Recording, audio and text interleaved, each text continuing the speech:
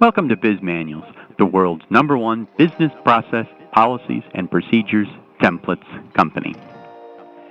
We're going to look today at how to create an SOP standard operating procedure template. Why create an SOP template? Well, first, it communicates your procedure format, building consistent procedures across your organization. Next, it defines your procedure styles, saving time selecting fonts and margins. And lastly, it provides a handy starting point, so nobody's staring at a blank page when they have to create a procedure. There's 5 steps to an SOP template. We're going to create the template file, define a format, add elements, finalize styles, and then tell everyone about your new SOP template. First, let's create a template file. Most people use Microsoft Word, but you could use OpenOffice, a free open source application. Either way, we'll name it SOP template. Next, we define the format. We're going to look at the control block, a 3x4 table for required configuration management information.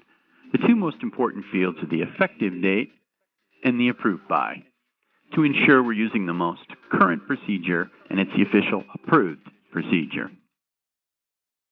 Next, we're going to look at the header and footer. The header is at the top and the footer is at the bottom. The top margin is good for department or company name.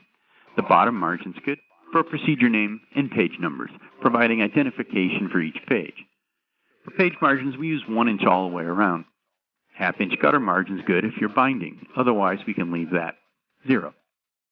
Next, we add common elements, metadata at the top for our policy purpose scope, descriptive information, followed by the procedure itself, the step-by-step instructions you want people to follow. And then next, our optional criteria for references, process maps, effectiveness, followed by the revision table that'll record all the changes that will occur to this document. Then we need to finalize our SOP styles. So styles include things like your easy reading font, text fonts for Times Roman 12-point or a Calibri 12-point are good starting. Heading fonts, Arial 12-point, or for more emphasis, go to 14-point. And then those header and footers at the top and bottom. A 10-point Times or Arial works well for that.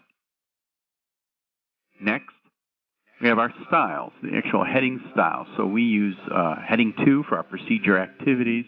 Those are the 1.0 elements. For the 1.1 type elements, those are our tasks and the other tasks. Normal works fine. And then set your paragraph styles, which is spacing of 6 points after each paragraph, maybe line spacing of 12 points. We turn on widow and orphan control, and keep with next is good for headers. Then save your template file. Put it on a shared drive. Make sure it's read-only so that nobody corrupts your template file. And then save a copy in case something happens to it. Let everyone know where that template file is if you want them to use it. We have to get out there and tell them. So that's the standard operating procedure SOP template. It communicates your format, building consistent procedures across your organization. It defines your procedure styles, saving time, selecting fonts, margins, and spacing. And it provides a starting point. No more staring at a blank page. For more free sample procedure templates, go to the world's #1 business process, policy, and procedures template company, Bizmanualz.com. Thank you.